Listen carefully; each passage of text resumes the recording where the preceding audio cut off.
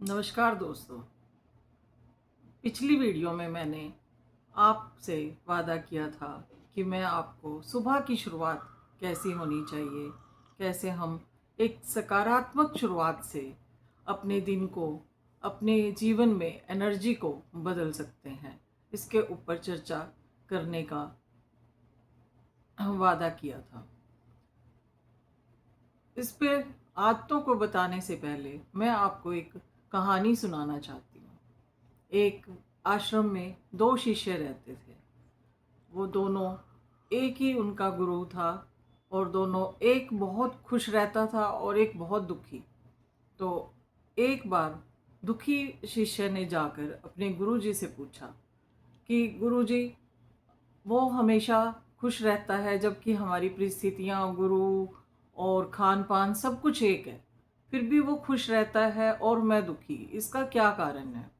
अगले दिन गुरुजी ने सुबह उठते ही दोनों को बुलाया। दोनों से पूछा कि तुम्हें आज सुबह कैसा लगा?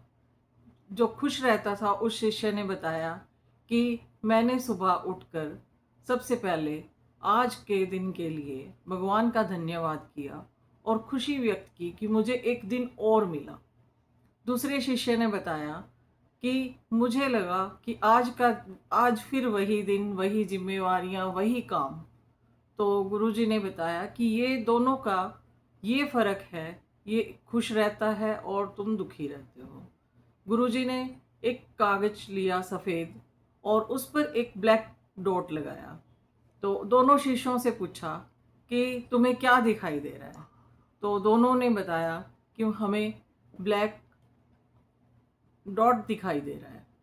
तो गुरुजी ने कहा कि तुम्हें इतना बड़ा सफ़ेद पेपर वो दिखाई नहीं दिया, सिर्फ एक ब्लैक डॉट दिखाई दिया। ऐसे ही जीवन में इंसान अपनी उपलब्धियों को नहीं देखता, जो एक परेशानी है उसको देखता है। भगवान ने हमें कितना सुंदर स्वस्थ शरीर दिया है, अच्छे माता पिता दिए हैं, अच्छा सब कुछ दिया है। हम उन चीज़ों को ना देखकर, जो एक चीज़ जो हमारे पास नहीं है उसको देख देख कर दुखी होते रहते हैं। तो सुबह की शुरुआत के लिए हम इसी से आपको समझ आ गया होगा कि सुबह सुबह हमें 30 मिनट कम से कम मोबाइल से दूर रहना चाहिए, क्योंकि मोबाइल पे व्हाट्सएप, यूट्यूब और फेसबुक पे सब कुछ ऐसा आता है, दूसरों की एनर्जी आप अपने अंदर भर लेते हैं।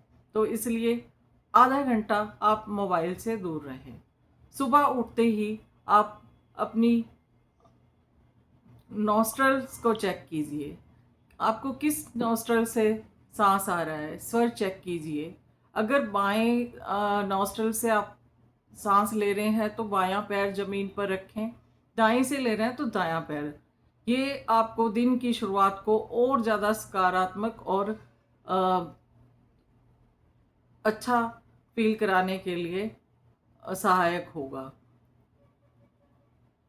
कृतज्ञता का भाव, आप धरती पर पैर रख के धरती माता को प्रणाम कीजिए और फिर खुली हवा में जाकर सूर्य का दर्शन कीजिए और प्रकृति की ऊर्जा को महसूस कीजिए कि प्रकृति हमारे अंदर पूरी ऊर्जा भर रही है। और 5 मिनट बैठकर आप मेडिटेशन या ओम मंत्र का जाप कीजिए और अपनी सभी अच्छी चीज़ों के लिए प्रकृति को धन्यवाद कीजिए। सूर्य की रोशनी के लिए, हवा के सांस लेने के लिए, सब चीज़ों का आप धन्यवाद कीजिए। हमारी जो सनातन संस्कृति है उसमें हम हर वस्तु की पूजा करते हैं। हम पीपल के वृक्ष की पूजा करते हैं, हम गाय की पूजा करते हैं, क्योंकि गाय की परिक्रमा करने से आपका ऑरा बहुत पवित्र हो जाता है। इसलिए हम गाय की भी पूजा करते हैं। हम नदियों की पूजा करते हैं, क्योंकि जल मिल हमें, हम धन्यवाद स्वरूप, क्योंकि ये धन्यवाद स्वरूप हम उन सब चीज़ों की पूजा करते हैं। पानी के बिना जीवन संभव नहीं है, वायु के बिना भी जीवन संभव नहीं है, और आप सूर्य के एनर्जी के बिना भी जीवन संभव नहीं है। अगर आप देखें हम चंद्रमा की पूजा करते हैं, चंद्रमा से हमें शीतलता मिलती है और उसके लिए भी हम उसका धन्यवाद करते हैं।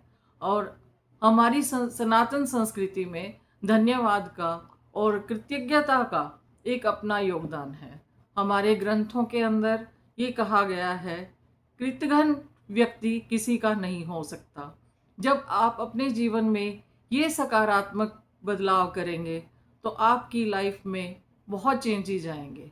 और अगर आप इसको करते हैं तो 7 दिन के बाद अगर आपको कोई बदलाव नज़र आते हैं तो आप मुझे मैसेज करके बता सकते हैं, कमेंट कर सकते हैं। धन्यवाद। आपको वीडियो अच्छी लगी तो इसको शेयर और सब्सक्राइब ज़रूर करें।